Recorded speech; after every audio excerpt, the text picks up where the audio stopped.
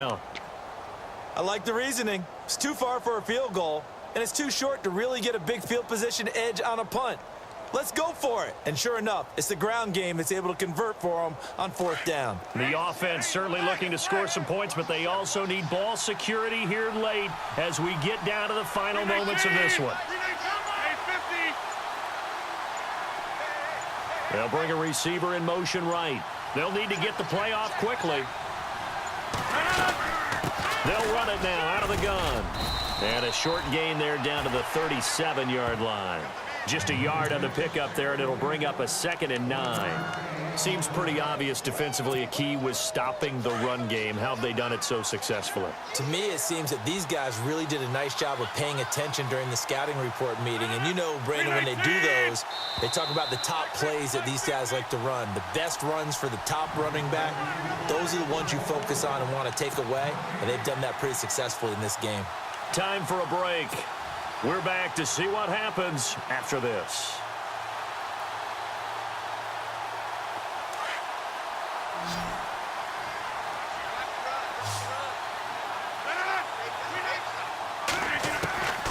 Now they'll throw with Rodgers.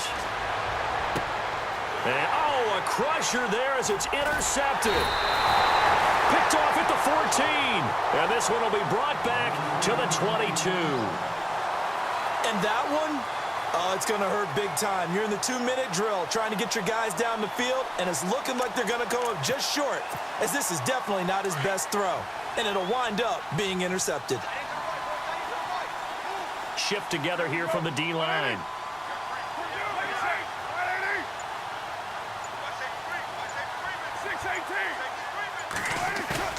Carr going to throw here. Flush to his right. And that is caught on the right sideline, but out of bounds, says the line judge. The throw took him a little too far. It's 2nd down. I know our vantage point might be a little bit better way up here, but that looked like an ill-advised throw to me. I didn't see anything open, and this play just didn't look right from the beginning. It did not. I thought he might get outside and just chuck it away. Dangerous pass, incomplete. On 2nd down, it's Tomlinson. And he'll take this one up close to the 25-yard line. And now the Broncos will burn another timeout here. That'll leave them with just one remaining in this 4th quarter of play. The Raiders on 3rd down. A pretty woeful 0 for 5 thus far. This is 3rd and 7. To throw is Carr. Oh, it's a screen pass. That's complete. And play is stopped here. Timeout. It's the defense calling the timeout here. It'll be their 3rd and final timeout, so as they talk things over, we'll step aside. Here's the Raiders punter now. On for his 2nd punt. He'd take a repeat of his 1st.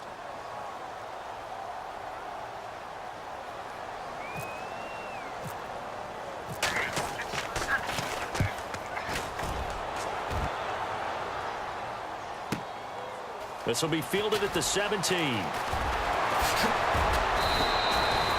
A very good return that time.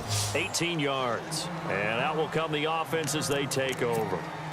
Now the Broncos offense, they get set to head back onto the field. They're only in need of a field goal, a decent amount of time on the clock. So tell me if I'm wrong. You don't have to be too panicked here. No, not at all. I agree with you. And this is where your preparation and your confidence comes into play. They've worked on these situations. They practice this all the time, they practice it all the time. They know what they want to get done.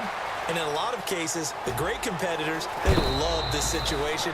They think they can go ahead and get it done. They practiced it. We'll see if practice makes perfect. That one going for a gain of 11 and a Bronco 1st down.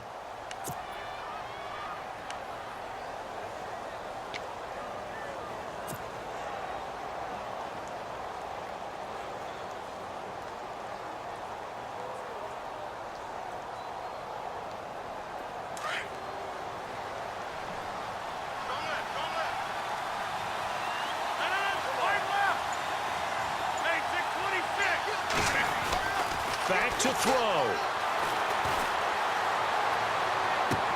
And he'll be out of bounds, able to take it down to the 40. Denver has a 1st down on the 15-yard play.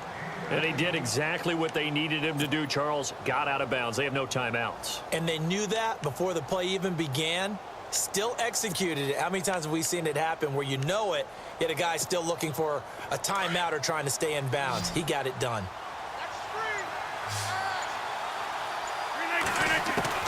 He's back to throw. He's going to flip one out here to his running back. And he is out of bounds inside the 30. 11 more on that one and another first down. Well, how about keeping your head about you in this situation? No more timeouts. Finds a way to get out of bounds. Now they can breathe a little bit as they contemplate what to do on the next down. Looks like the defense in press coverage here. They'll run it now out of the gun. No dice this go-around. He's hit behind the line and take it down. Now whistles, and the Raiders are going to signal for a timeout. It's just their first. They've got 2 more to use here in the final stages. And the offense moving in the wrong direction here now as they face a 2nd and 12. Again, it's McCoy. And he is leveled. Knocked down hard. Right at the line of scrimmage. Call it no gain there, and now they're looking at a 3rd and 13.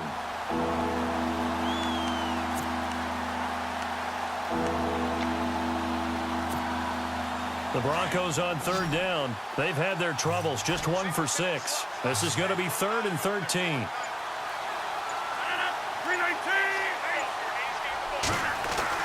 They'll look to throw. And he's going to be out of bounds down inside the 20 at the 15. 17 yards for the Broncos there as they've got themselves a first down. Working the sideline there. Good route, good catch. First down, and he gets out of bounds. Yeah, you have to like the play calling because you have to run some guys down the middle of the field to draw some of the defenders away. They can't just let them guard the sideline exclusively. That's how it's going to work. Sidelines and then completions to use the clock. Here's McCoy. And stopped a few yards shy of the goal line at the 3. 12 more yards there and another first down. In possession for the possible game winner, but they need to get up and spike it. They'll try and run it with McCoy. And after the good gain last play, this time they say, as he's going to be stopped behind the line of scrimmage. It'll wind up being a loss of 2. And that'll make it 2nd and goal.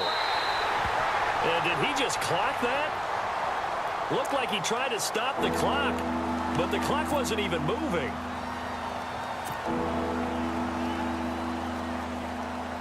So now this one will rest on the right foot of Jason Myers. And now we'll get a timeout here. They're able to stop it with 1 second to go in this game.